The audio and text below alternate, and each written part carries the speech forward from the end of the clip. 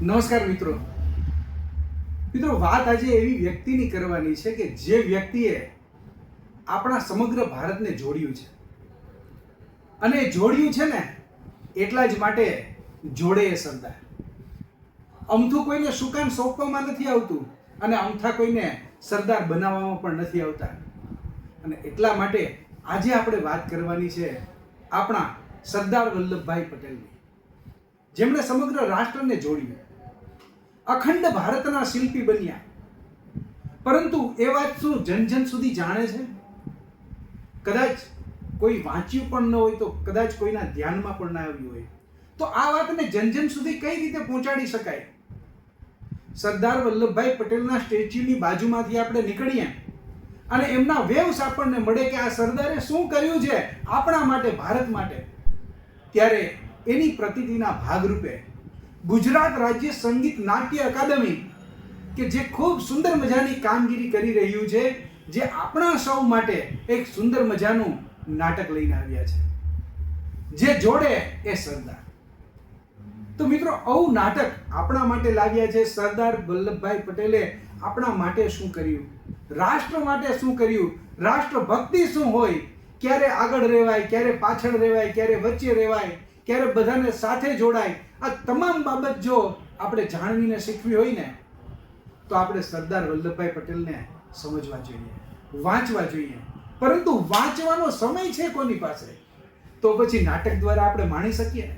તો મિત્રો, આવું સુંદર મજાનું નાટક જોડે એ સરદાર આપણા માટે જે લાવ્યા છે એ છે અંકુરભાઈ પઠાણ, જે આજે આપણી સાથે છે. સ્વાગત છે. નમસ્કાર. અને હું થોડુંક આમાં તમે જે કીધી પૂર્વ બંધારણા બહુ પરફેક્ટ છે, જોડે એ સરદાર માટે, સરદાર વલ્લભભાઈ પટેલ સાહેબ માટે. પણ હું એક વસ્તુ કહેવા માંગીશ કે આ નાટક ખરું, પણ આ એક મલ્ટીમીડિયા ડ્રામા છે. જી. જેમાં મ્યુઝિક, ડાન્સ, તમને દરેક જાતનો, નોર્મલી આપણે કહીએ ને કે આપણને ઇન્ટરેસ્ટિંગ કેવી રીતે વસ્તુ બની શકે છે, તો એનું એક ઉદાહરણ એ આ જોડે એ સરદાર મલ્ટીમીડિયા શો છે. નોર્મલી આપણે 26 જાન્યુઆરી, 15 ઓગસ્ટે મોટા સ્ટેજ ઉપર આ રીતના પ્રેઝન્ટેશન જોતા હોય છે. પણ આ સંગીત નાટક એકેડેમી આ પ્રેઝન્ટેશન એ નાના ઓડિટોરિયમ્સ માટે, કે જ્યાં હવે મોટું સ્ટેજ કે ત્યાં લાઇટ સાઉન્ડ નથી લાગી શકતા, અને રૂરલ એરિયામાં કે એવા એરિયાઝમાં ત્યાં લોકો માટે આ શો પહોંચી શકે ટાઉન હોલ થ્રુ ને ત્યાંના જે કોમ્યુનિટી સેન્ટર્સ દ્વારા. તો આ એક પ્રયત્ન છે, અને એમાં લાઇટ સાઉન્ડ એલઈડી લગાવીને અમે લોકો પ્રયત્ન કરીએ છીએ કે આ મેસેજ જે આપણે પહોંચાડવા માંગીએ જોડે સરદાર, એ આસાનીથી બધા સુધી પહોંચી શકે. સેકન્ડ, આનો થોટ આપણા હર્ષભાઈ સંઘવી સાહેબ, પછી મૂવિંગ પિક્ચર્સ અમારું, અને વૈશાલી શાહ જેની સ્ક્રિપ્ટિંગ છે. મ્યુઝિકમાં કેદાર ભાર્ગવ, નિશિત મહેતા, મેહુલ સુરતી અને અઘોરી. આજના જે જનરેશન્સનું જે મ્યુઝિક છે એ મ્યુઝિક આની અંદર તમને સાંભળવા મળશે. ડાન્સના ફોર્મેશન્સ બી તમને કન્ટેમ્પરરી ડાન્સની સાથે સાથે તમને દેશી ટચ ડાન્સ બી તમને જોવા મળશે.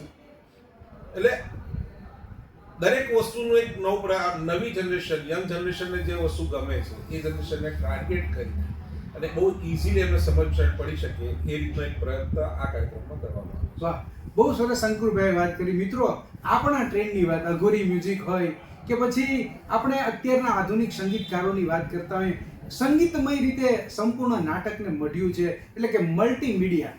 અને એમની વાત થતી હોય મલ્ટીમીડિયાની, ત્યારે કંઈ એક વ્યક્તિથી કામ ન થાય. એક વ્યક્તિએ અનેક વ્યક્તિઓને જોડવાનું કામ કરવાનું હોય છે. ત્યારે એ જ કામ જે છે એ અંકુરભાઈ કરે છે, વ્યક્તિઓને જોડવાનું. અંકુરભાઈ, ખાસ કરીને આપની ટીમ કેટલી છે અને કયા કયા પ્રકારના એમના ડિવિઝન છે? આમાં આખી જે સ્ટ્રેન્થ છે અમારા આ કાર્યક્રમની, ઇન્ડોર સ્ટેડિયમ, ઇન્ડોર થિયેટરમાં જે પ્રેઝન્ટેશન કરે છે, એમાં 136 મેમ્બરની ટીમ છે, જેમાં 110 કલાકારો છે, ડાન્સર્સ, એક્ટર્સ, અને બાકીની જે છે અમારી હેલ્પિંગ ટીમ છે, લેબર્સ છે, તો જે સામાન પ્રોડક્શનનો સામાન એટલો બધો છે, અને technicians, light technicians, LED technicians, sound technicians, આ બધાને લઈને અરાઉન્ડ 140ની આસપાસના લોકો ટીમ મેમ્બર્સ આમાં બને છે. અને આની પહેલાં અમે લોકોએ 7 શો કર્યા. એ 7 શોમાં અમને બહુ સરસ પ્રતિસાદ મળ્યો. દરેક જગ્યાએ અમને લોકોને સ્ટેન્ડિંગ ઓવેશન મળ્યા. પ્લસ બારડોલીમાં તો બેને તો એટલું સરસ એમના વિશે વાત કરી અને એમને તો સાક્ષાત એમના આશીર્વાદ મળ્યા હતા સરદાર પટેલ સાહેબના. તો નિર્મલાબેને પણ એમને જે શબ્દો કીધા આપણે એ ટાઈમે, તો અમને પોતાને એમ થયું કે નહીં, ચલો અજાણતા પણ અમને આજે અમે એ વસ્તુના ભાગ બન્યા છે કે અમારા માટે બહુ જ આમ કહેવાય ને, એ બહુ પ્રાઉડ મોમેન્ટ છે ને આજે એ વસ્તુ અમે પ્રેઝન્ટ કરી રહ્યા છે. અમારી ઈચ્છા આ એક લેવલથી વધારે સંખ્યામાં લોકો આ કાર્યક્રમ જોવા આવે એવી મારે દરેકને વિનંતી છે.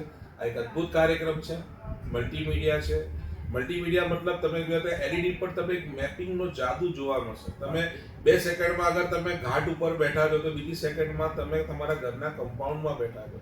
ઘરના કમ્પાઉન્ડમાંથી નીકળી તમે ખેતરમાં પહોંચી ગયા. તમને જે આખી જર્ની, ટાઈમ મશીન જેવી જર્ની જે આખી તમારે સમજવી હોય તો આ કાર્યક્રમ જુઓ. તમારા એમાં ટેકનોલોજીનો બી જે ઉપયોગ થયો છે એ જોઈ તમને મજા આવશે. કંઈક જોયાનું, માણ્યાનો તમને એક આનંદ થશે. અને સૌથી વધારે કે પટેલ સાહેબને, સરદાર પટેલ સાહેબને તમે નજીકથી સમજી શકશો.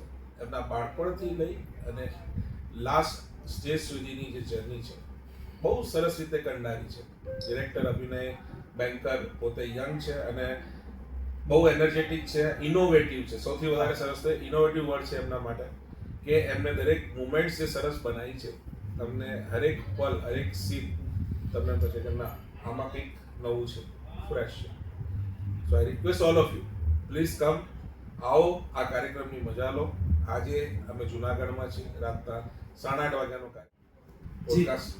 બહુ સરસ વાત છે. ખાસ વાત કરવામાં અંકુરભાઈએ જે વાત કરી, મિત્રો, જ્યારે ગુજરાત રાજ્ય નાટ્ય સંગીત અકાદમી જે છે એ એવું સુંદર કામગીરી કરી રહી છે, ત્યારે ચલચિત્રો, ફિલ્મો આપણે જે જોઈએ છે એ ફિલ્મો અને આ પ્રકારના જે મલ્ટીમીડિયા ટાસ્ક વાળું જે નાટક એ ખરેખર એટલું અદ્ભુત હોય છે.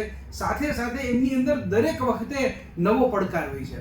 આજે સ્ટેજની તૈયારી કરવી, જગાની પસંદગી કરવી. અહીંયા જુનાગઢમાં 8મો કાર્યક્રમ છે, હજુ ઘણા કાર્યક્રમો એ લોકો કરવાના છે અને આ કાર્યક્રમો સફળ છે કે આપણે ક્યારેય ન જોયું હોય. એક વખત જ્યારે આપણે કલાકારોને લાઈવ જોઈએ અને લાઈવ પરફોર્મન્સ જોઈએ ત્યારે આપણને એમ થાય કે નહીં, આપણે કંઈક મુંબઈ જેવી લાઈફ જે છે જીવતા હોઈએ છીએ. ખરી વાત ને અંકુરભાઈ?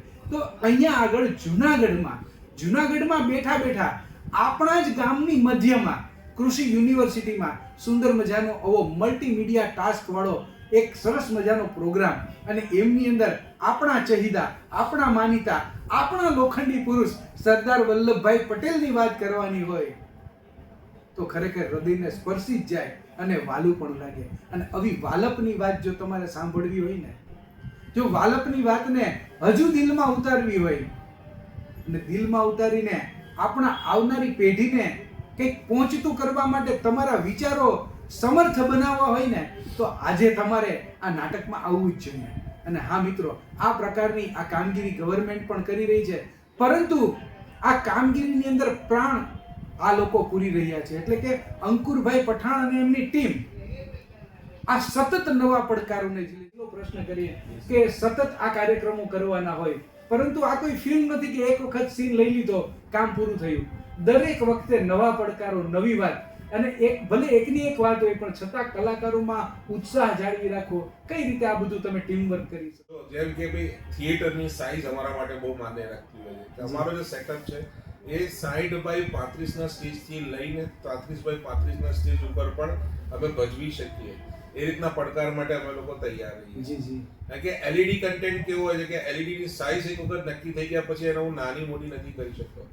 પણ જ્યાં મારે સેટ નાનું કરવાનું આવ્યું કે તરત તાત્કાલિક ધોરણે એના પ્રમાણે એના ફોર્મેશન્સ, એની બધી મુવમેન્ટ્સ, એની કોરિયોગ્રાફી, બધી વસ્તુઓ ચેન્જ થતી હોય છે. એક અમારા માટે એક ટાસ્ક હોય છે જે અમે મેન્ટલી થોડું પ્રિપેરેશન સાથે જ ચાલતા હોઈએ છીએ કે એ બધી આપદા, એને આપદા ના કહેવાય, એને જેમ સાહેબે શીખવાડ્યું છે આપણને કે આપદામાં પણ અવસર છે. તો એ રીતે અમે લોકો એને સેલિબ્રેટ કરીએ છીએ. We enjoy that type of moments.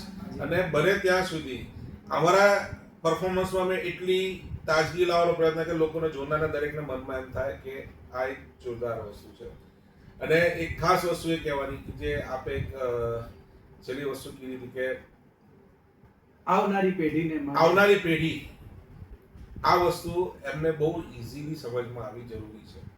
આપણે બધા જે ભણ્યા, જે શીખ્યા, પણ એમાં પટેલ સાહેબનું પોતાનું એક યોગદાન શું હતું, આપણે આપણા માટે પટેલ સાહેબે શું કર્યું અને એની સામે આપણે એમના માટે શું કર્યું, એક પ્રશ્ન આ કાર્યક્રમ મૂકેલો કે જે માણસ આપણી પાસે આટલી બધું દોડાદોડી કરીને આટલી જિંદગી એમની દેશ પાછળ આપી દીધી, તો એક આપણે મોદી સાહેબે એમના માટે સ્ટેચ્યુ ઓફ યુનિટી તો બનાવ્યું, પણ as a young generation vote આપણે એમને આપીશું આગળ, એ બી એક સવાલ છે. તો લેટ્સ કમ ટુગેધર, આવો જુઓ આ કાર્યક્રમને, અને જય સરદાર અને જોડે એ સરદાર એ મંત્ર સાથે આજે બધા આપણે ભેગા થઈએ અને કાર્યક્રમ મળીએ. ખૂબ ખૂબ ધન્યવાદ અંકુરભાઈ આપનો સુંદર મજાની માહિતી આપવા બદલ, અને સુંદર મજાનું કાર્ય કરી અને ગુજરાત રાજ્યને સમગ્ર ભારત વર્ષને તમે જોડવાનો પ્રયત્ન કરી રહ્યા છો. આ માધ્યમથી આપનો ખૂબ ખૂબ આભાર. મિત્રો, આપણે આવવાનું છે રાષ્ટ્ર માટે કંઈક નવું બીજ આપણામાં ઉતારીએ કે રાષ્ટ્રભક્તિ માટે આપણે આગળ વધી શકીએ અને સમાજને આપણે કંઈક આપતા જઈએ. વલ્લભભાઈએ તો આપણને આઝાદી આપી છે, તો આઝાદીમાં જીવ્યા છીએ ને, તો આપણે બીજા માટે કંઈક પણ નવીન કરીને જઈએ. તો કાર્યક્રમમાં અચૂક આવજો, સરદારને સમજજો અને બીજાને આ વાત આગળ કહેજો. નમસ્કાર. નમસ્તે.